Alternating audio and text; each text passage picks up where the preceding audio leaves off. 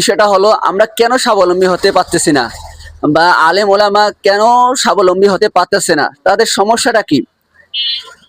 প্রথমত যে কথাটা বলবো যে পজিটিভ বিষয়, 1 নম্বর পয়েন্ট হলো পজিটিভ বিষয়।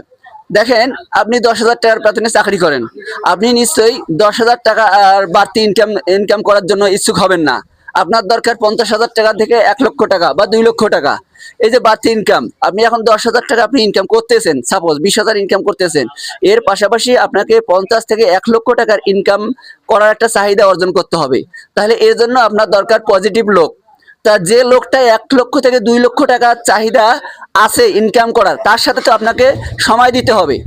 হ্যাঁ, তা তার সাথে আপনি যখন এইভাবে সময় দিবেন, 1 লক্ষ থেকে 2 লক্ষ টাকা ইনকাম করার জন্য পজিটিভ হবেন, তার সাথে সময় দিবেন, তাহলে আপনিও 1 লক্ষ থেকে 2 লক্ষ টাকা ইনকাম করতে পারবেন। এখন আপনি 1 লক্ষ 2 লক্ষ টাকা ইনকাম করতে চাচ্ছেন, কিন্তু আপনি ঘুরে বেড়াচ্ছেন 2,000 টাকার বা 5,000 টাকার 10,000 টাকার লোকের সাথে।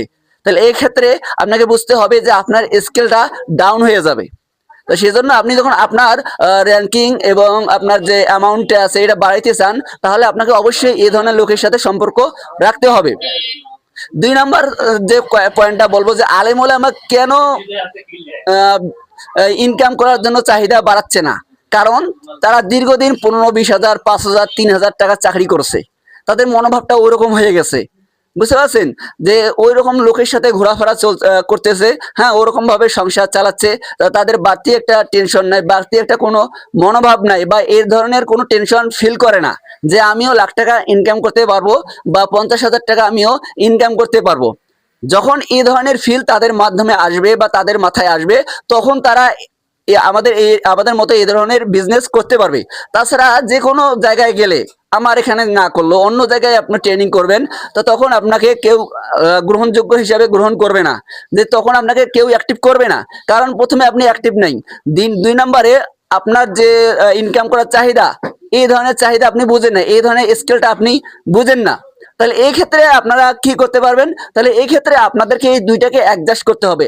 একটা হলো অ্যাক্টিভ, আর 2 নম্বরটা হলো আপনার স্বপ্ন থাকতে হবে যে আপনি 50,000 থেকে 1 লক্ষ টাকা ইনকাম করবেন মাসে।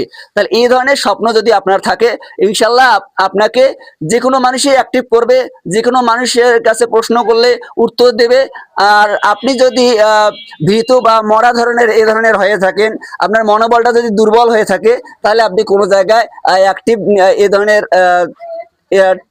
যে ট্রেনিং গুলো আছে, এই ট্রেনিং এ আপনি জয়েন করে কোনো লাভ নাই। কারণ প্রতিটা ট্রেনিং আপনাকে স্বপ্ন দেখাবে, কিন্তু স্বপ্ন যদি বাস্তবায়ন করতে না পারে, ওই